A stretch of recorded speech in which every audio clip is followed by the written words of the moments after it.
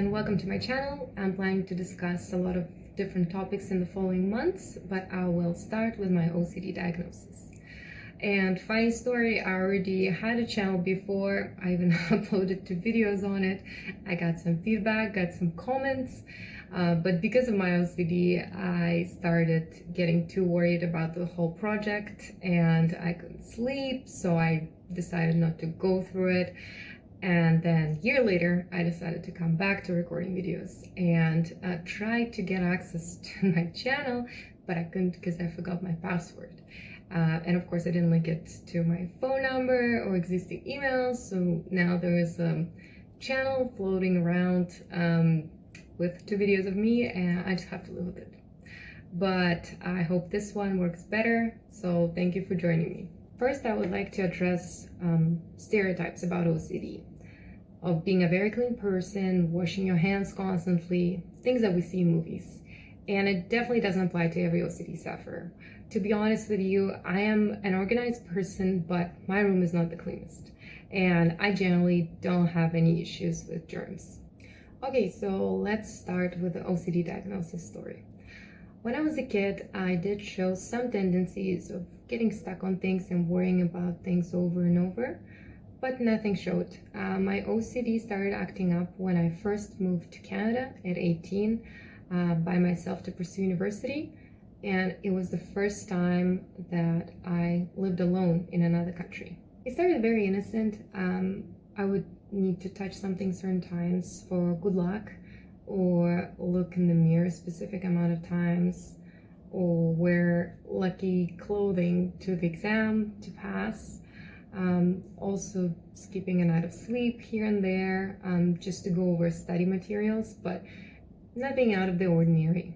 So in my 4th year of university, I had some family issues, and I got hit by a car right before my birthday and my graduation. And that's when things became dark very quickly. At that time, I lived with my ex-boyfriend, and I got a false memory OCD attack about cheating on him. So my brain convinced me that I cheated on my boyfriend, even though nothing happened.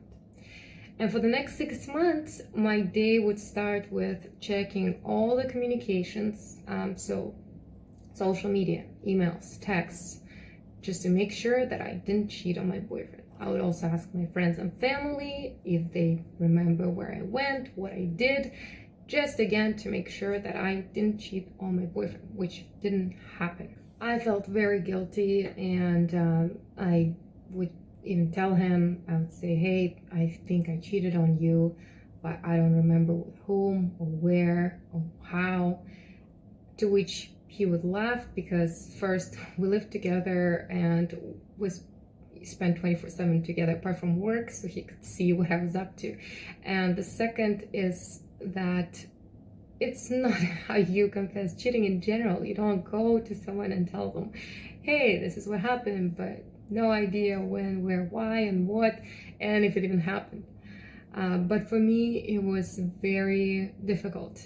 And for 6 months, I was confident that that's what happened, and I felt a lot of guilt, and I cried a lot. It affected my relationship.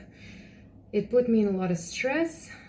And then one day, 6 months later, I woke up and I looked back and I thought, whoa, what an absolute garbage. Like, this was a thought, and it didn't happen, and it didn't mean anything. It was just a thought in my brain that got stuck for 6 months.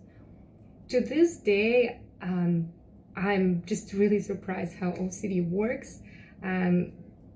I've been suffering with OCD for, I would say, 10 years, and every time I'm still really surprised how it could happen that for 6 months or for 2 weeks or even for 2 days, you can be obsessed with something so much, and it would, drive you nuts, and you feel so guilty and bad. And then one day you just wake up and you're just like, what was that? Like, what an absolute waste of time, of life. It's just mind-blowing to this day.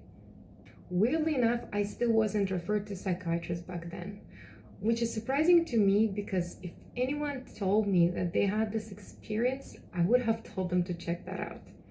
So what prompted me to get help is when I moved alone to a new city, again, for new job opportunities, I found a job that I liked and enjoyed doing, and I put all my energy into it and worked long hours, and I got burned out.